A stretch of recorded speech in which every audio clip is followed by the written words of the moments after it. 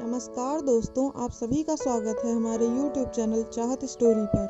सबरी भगवान राम की परम भक्त थी। वह सबर जाति की एक भोली भाली लड़की थी। सबर जाति के लोग देखने में बहुत कुरूप होते हैं, लेकिन सबरी इतनी कुरूप थी कि सबर जाति के लोग भी उसका तिरस्कार करते थे। सबरी के माँ बाप को सबरी के विवाह की बहुत चिंता होती थी। वे दिन रात बस इसी चिंता में डूबे रहते थे कि आखिर सबरी के वैवाहिक जीवन का क्या होगा। आखिरकार सबरी के माता पिता को सबर जाति का एक विवाह योग्य लड़का मिल गया। माता पिता के रात्रि में सबरी का विवाह कर उसे रात्रि में ही विदा कर दिया। उन्हें डर था कि कहीं इस लड़का सबरी को देखकर विवाह के लिए इनकार ना कर दे। सबरी अपने पति के साथ रात्रि में ही निकल गई। आगे आगे सबरी का पति चल रहा था और पीछे पीछे सबरी। चलते चलते वे दंडक वन में आ पहुँचे। वहाँ उन्हें सुबह हो गई। लड़के ने सोचा, देखूं तो सही मेरी स्त्री कैसी दिखती है।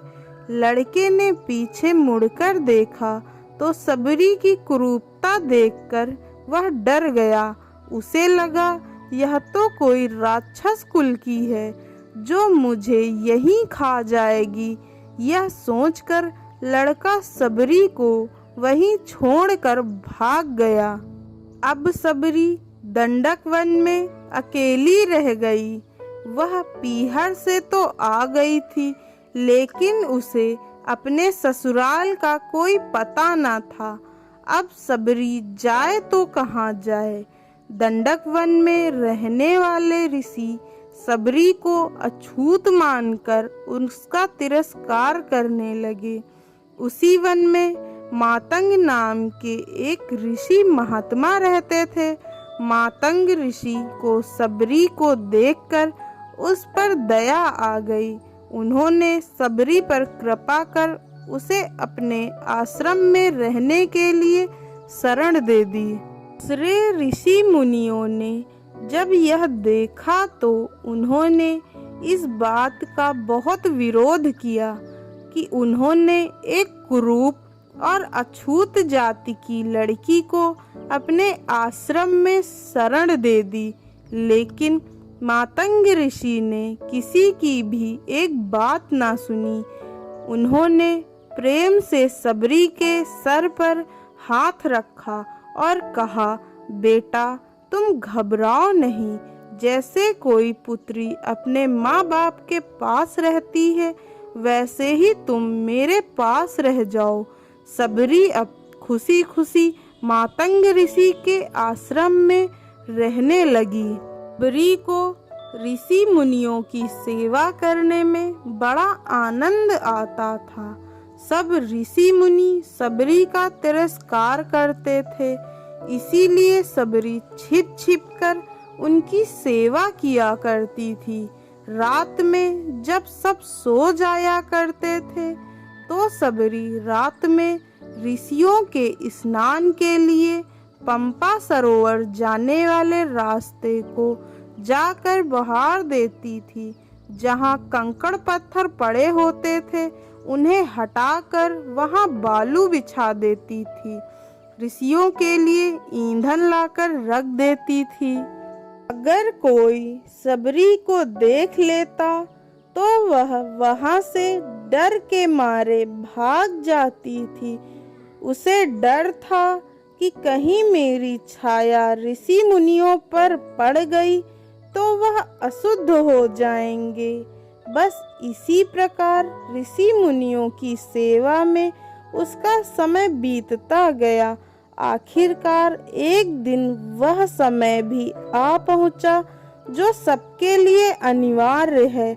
मातंग ऋषि का समय छूटने का समय आ गया था।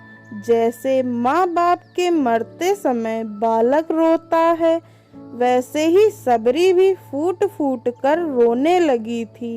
रोने के सिवा वह कर भी क्या सकती थी। मातंग ऋषि ने सबरी को अपने पास बुलाया और कहा, बेटा तुम चिंता ना करो, एक दिन तुम्हारे पास भगवान राम आएंगे। बस इतना कहकर मातंग ऋषि शरीर छोड़कर चले गए। अब सबरी दिन रात भगवान राम की प्रतीक्षा करने लगी। रात में किसी जानवर के चलने से पत्तों की खरखराहट भी होती तो सबरी बाहर आकर देखने लगती कि कहीं भगवान राम तो नहीं आ गए। वह प्रतिदिन कुटिया के बाहर पुष्प बिछाती और तरह तरह के फल लाकर रख देती थी। फलों में भी बढ़िया बढ़िया फल राम जी के लिए चख कर रख देती थी। फिर राम जी नहीं आते तो अगले दिन फिर नए फल ले आती। राम जी को भोजन करने का उसके मन में बहुत उत्साह था। प्रतीक्षा करते करते एक दिन सबरी की साधना सफल हुई। मातंग ऋषि के वचन सत्य हुए। भगवान राम सबरी की कुटिया में पधारे। कई बड़े बड़े ऋषि मुनियों ने भगवान राम से उनके आश्रम में चलने के लिए प्रार्थना की, लेकिन भगवान राम केवल सबरी की कुटिया में आए। जैसे सबरी को भगवान राम से मिलने की तीव्र इच्छा थी, ठीक वैसे ही भगवान राम को भी सबरी से मिलने की उत्कंठा थी। भगवान राम सबरी की कुटिया में पहुँचे। सबरी के आनंद की सीमा नहीं रही। वह भगवान के चरणों में लिपट गई।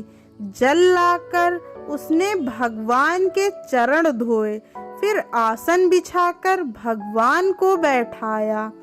फल लाकर सबरी ने भगवान के सामने रखे और प्रेम पूर्वक उनको खिलाने लगी। ऐसी ही रोचक कहानियाँ सुनने के लिए हमारे YouTube चैनल चाहत स्टोरी को लाइक करें, शेयर करें और सब्सक्राइब करें। धन्यवाद।